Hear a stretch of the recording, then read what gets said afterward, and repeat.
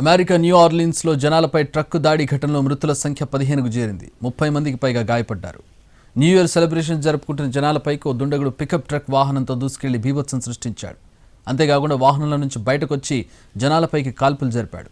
Bourbon street, ఐబర్విలే ఈ junctions దగ్గర ఘటన జరిగింది. ఈ ఘటన జరిగిన వెంటనే పోలీసులు రంగంలోకి దిగారు. నిందితుడికి ఇద్దరు పోలీసులకు మధ్య ఎదురుకాల్పులు జరిగాయి. ఈ ఎదురుకాల్పులో పోలీసులు నిందితుడిని మట్టుబట్టారు. అయితే ఇద్దరు పోలీసులు గాయపడినప్పటికీ వారి ఆరోగ్య పరిస్థితి నిలకడగా ఉంది. ఈ ఘటనకు సంబంధించిన కేసును FBI టేక్ ఓవర్ చేసి దర్యాప్తును ప్రారంభించింది. ఇక నిందితుడిని 42 ఏళ్ల షంసుద్దీన్ బాహర్ జబ్బార్గా గుర్తించారు. టెక్సాస్కు చెందిన జబ్బార్ 10 ఏళ్ల పాటు US ఆర్మీలో IT మానవ వనరుల నిపుణుడిగా పనిచేశాడు. జబ్బార్ 2009 నుంచి 2010 వరకు ఆఫ్ఘనిస్తాన్లో ఉన్నట్టుగా తెలుస్తోంది. అతని వాహనంపై ఇస్లామిక్ స్టేట్ జెండాను కనుగొన్న తర్వాత FBI తీవ్రవాద గ్రూపులతో అతనికి సంబంధాలను పరిశీలించింది. అయితే జబ్బార్ ఒక్కరు మాత్రమే బాధ్యుడని తాము నమ్మడం లేదని FBI చెబుతోంది.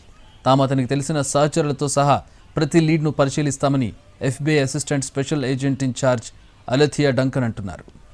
న్యూ ఆర్లిన్స్లో ట్రక్కు దాడిపై అమెరికా అధ్యక్షుడు బైడెన్ స్పందించారు. టెక్సాస్కు చెందిన జబ్బార్ ISIS సానుభూతి పరుడన్నారు. ప్రతీకారేచ్ఛతోనే ఈ దాడికి పాల్పడ్డాడన్నారు.